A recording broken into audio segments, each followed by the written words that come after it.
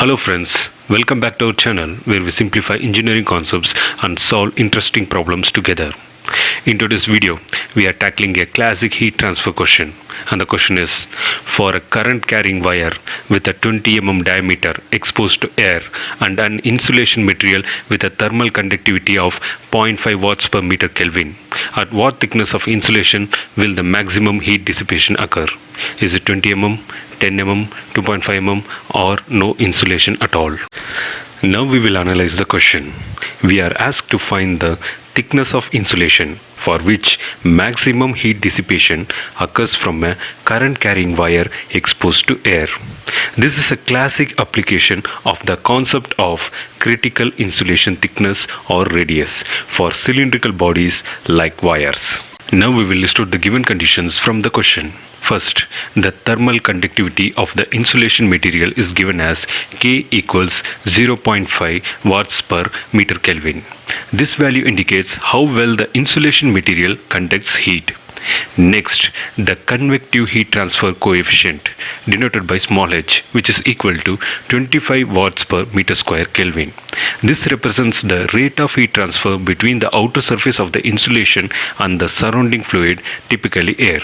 And finally, the diameter of the wire is given as 20 millimeters. This will help us determine the outer surface area and insulation thickness if needed in further calculations. Now we will move to the solving technique. First, we will find the value of critical radius of insulation, which is denoted by RC. And the formula for critical radius of insulation is RC is equal to K divided by H. We know the values of K and H, so we will substitute the values. So the next step will be RC is equal to 0.5 watt per meter Kelvin divided by 25 watt per meter square Kelvin. Now we will simplify the SI units and values in this RHS. So the next step will be RC is equal to 0.5 divided by 25 into watt per meter Kelvin divided by watt per meter square Kelvin. So here 0.5 divided by 25 is 0.02, and to simplify these SI units we are going to use a rule, and the rule is A divided by B whole divided by C divided by D is equals A into D whole divided by B into C. So now we are going to apply this rule on these SI units. So the next step will be RC is equal to 0.02 into watt multiplied by meter square Kelvin whole divided by meter Kelvin into watt. Now simplifying these SI units, watt cancels watt, Kelvin cancels Kelvin, and 1 meter cancels out, leaving us with meter. So the next step will be RC is equal to 0.02 meter. But we know that 1 meter is equal to 1000 millimeters. So now we are going to convert this meter into millimeter. For that, the next step will be RC is equal to 0.02 into 1000 millimeter. So here 0.02 into 1000 millimeter is 20 millimeter.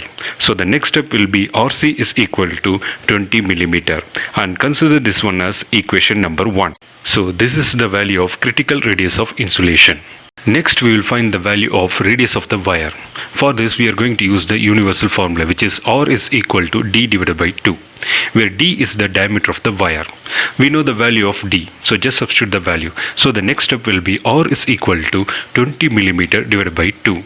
Here 20 millimeter divided by 2 is 10 millimeter. So the next step will be R is equal to 10 millimeter, and consider this one as equation number 2. So this is the value of radius of the wire.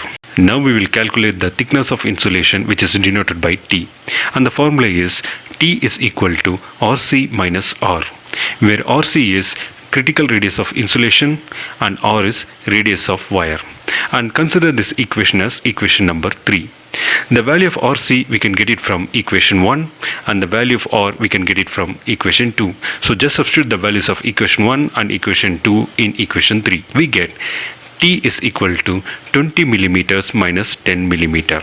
So here 20 millimeter minus 10 millimeter is 10 millimeter. So the next step will be T is equal to 10 millimeter, and consider this one as equation 4.